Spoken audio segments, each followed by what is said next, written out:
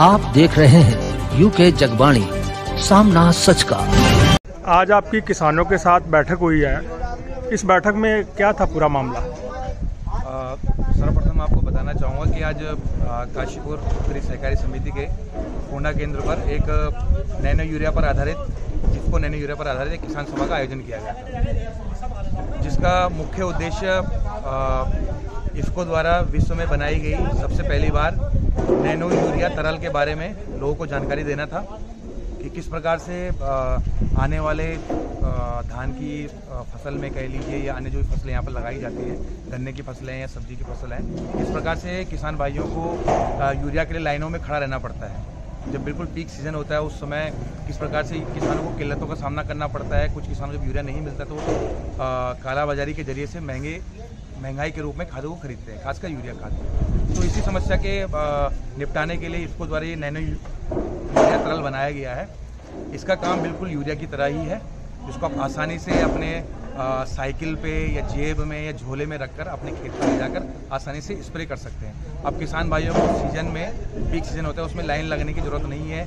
सुबह 4 बजे उठकर सेंटर के बाहर खड़े होने की ज़रूरत नहीं है। आप आइए और सेंटर से अपने जो भी नज़दीकी सहकारी समिति के जो उर्वरक केंद्र है वहाँ से आप इसको आसानी से प्राप्त कर सकते हैं। इसका मूल्य भी जो हमारा परंपरागत यूरिया है उससे कम रखा गया है। मात्र 240 रुपये 1 एकड़ के लिए ये काम कर जाएगा आसानी से। लेकिन इसका जो तरीका है प्रयोग करने का, वो किस तरीके से है? इसका प्रयोग करने का तरीका बिल्कुल आसान है। मैं किसान भाइयों को बताना चाहूँगा, इसका जो समय है ये आप दूसरी खाद में इसका स्प्रे करिएगा। इसका जो भी आप कह लीजिए इसकी जो मात्रा है वो 1 लीटर में 4 ml पड़ेगी। मोटे मोटे तौर पर 125 लीटर पानी में ये आधा लीटर नैनो यूरिया तरल आपका घुलाएं और उसके बाद इसका स्प्रे 1 एकड़ में कर लें 125 लीटर पानी में।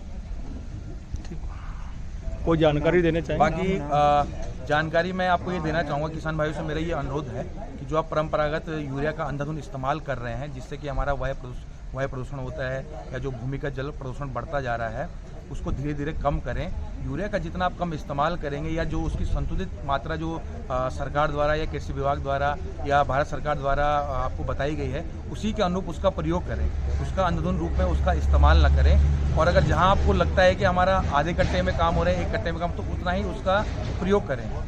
लेकिन सबसे बड़ी समस्या ये है कि किसानों को जानकारी देने के लिए इन सोसाइटियों में कोई भी आपके इफ्को कंपनी के वर्कर नहीं है जो किसानों को इनके बारे में समझा सकें। और जब तक ये समझाएंगे नहीं, किसान कैसे लेंगे? अभी विगत कुछ वर्षों से कोरोना काल की स्थिति रही है, इसमें किसानों से हम व्यक्तिगत रूप से नहीं मिल पाए हैं। अब चूँकि आप सभी लोगों को पता है कोरोना काल या सरकार ने इसमें कुछ ढिलाई बढ़ती गई है, तो यहाँ पर हर समिति के केंद्र पर हर महीने के अंतराल में या 2 महीने के अंतराल में इस प्रकार की किसान गोष्ठियाँ कराई जाएंगी।